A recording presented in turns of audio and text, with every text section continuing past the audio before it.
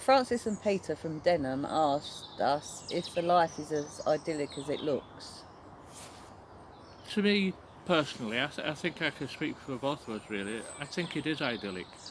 Um, but many videos are shot on nice sunny days where the weather's warm and you're cruising along and the canals are empty.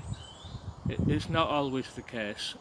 You've also got to be quite resilient and be prepared to do quite a lot of work to maintain a boat and live day to day on one. Yeah, I agree. Yeah, there is a certain amount of hard work that can be a bit of a shock when you first move on the boat, can't it? Hmm. Um, but yeah, so the answer to Francis and Peter is pretty much so. Dave asked, how do we do our washing? We have a twin tub washing machine, so I just do washing the same as I would at home with the washing machine. However, we do use aquatic and environmentally friendly products because the waste from a washing machine does go into the canal. So as far as drying goes, I have a clothes horse that I put up. If it's a nice day, I'll have it outside. If it's not so nice, then the boat looks like a Chinese laundry with washing hanging everywhere to dry. But it soon dries with the stove going. So the question we've been asked the most by dozens of people is it cold on a boat? In the winter, it can be very cold. Um, Fortunately, we have quite a large log burner, and we burn smokeless coal and logs. Most of the logs now we cut ourselves. So Montana wanted to know, do we prefer living in a house or on a boat? Definitely on a boat. Um, it's lovely to be in nature. You see a lot of wildlife, and it's a very peaceful existence, and you can go at your own pace. I agree.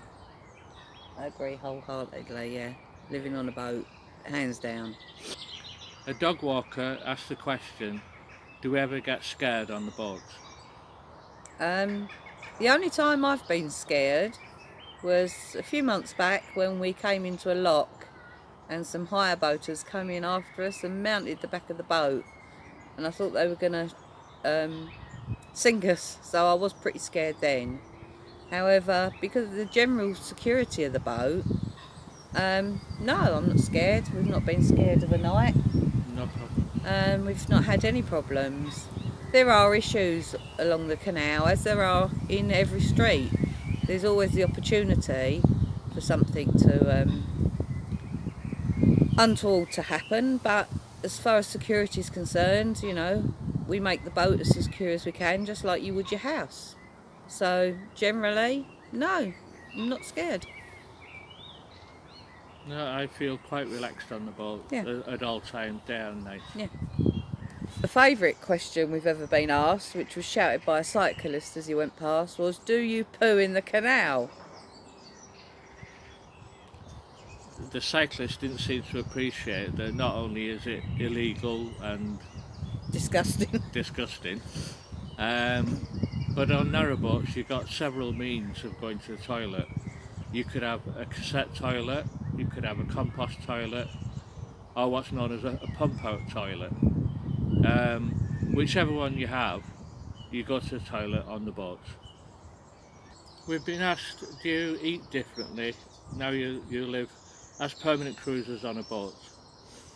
The answer is mostly.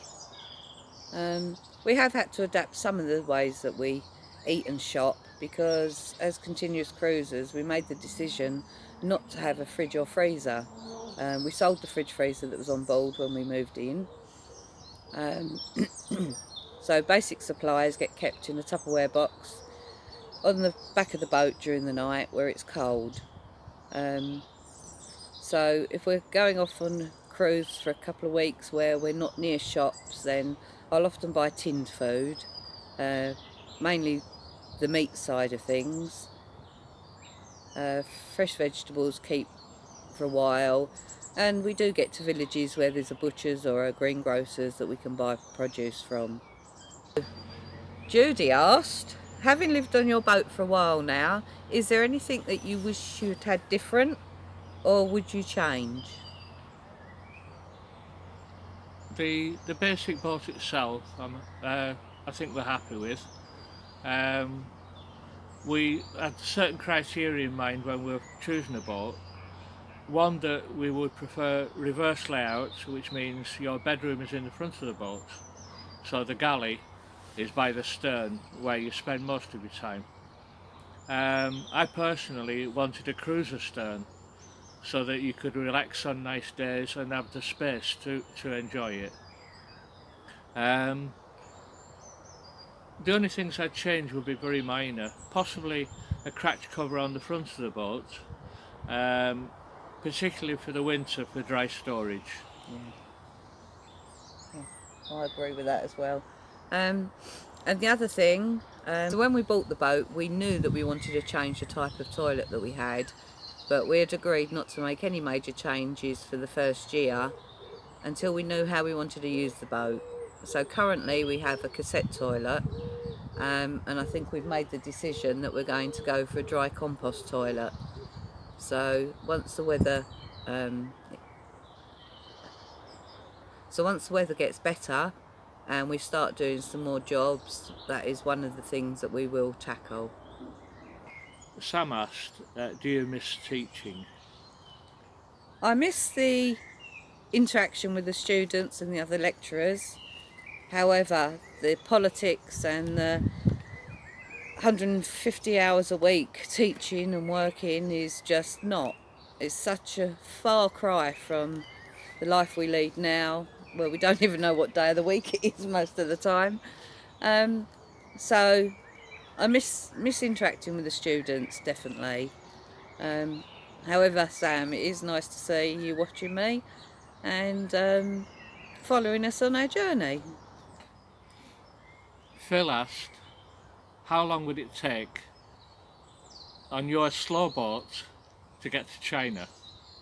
Okay, so Phil, you know, even as a lecturer, my maths was never strong, but I have calculated it. So going at our speed of 1.5 miles to 2 miles an hour, it would take us 6 years and 8 months to get to China. So I hope that satisfies your curiosity. And we'd have to meet a tanker somewhere across the channel to fill up many times with diesel. And empty the toilet.